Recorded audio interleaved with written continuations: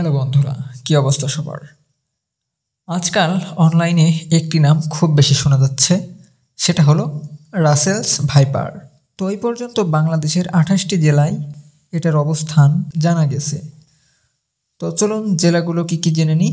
জেলাগুলো হলো নওগাঁ, চাঁপাইনবাবগঞ্জ, রাজশাহী, নাটোর, পাবনা, দিনাজপুর, কুষ্টিয়া, মেহেরপুর, চুয়াডাঙ্গা, ঝিনাইদহ, যশোর, খুলনা, সাতক্ষীরা, রাজবাড়ী, ফরিদপুর, মাদারীপুর, শরীয়তপুর, মানিকগঞ্জ, ঢাকা, মুন্সিগঞ্জ, বরিশাল, ভোলা, পটুয়াখালী, ঝালকাঠি, চাঁদপুর, লক্ষ্মীপুর, নোয়াখালী ও চট্টগ্রাম।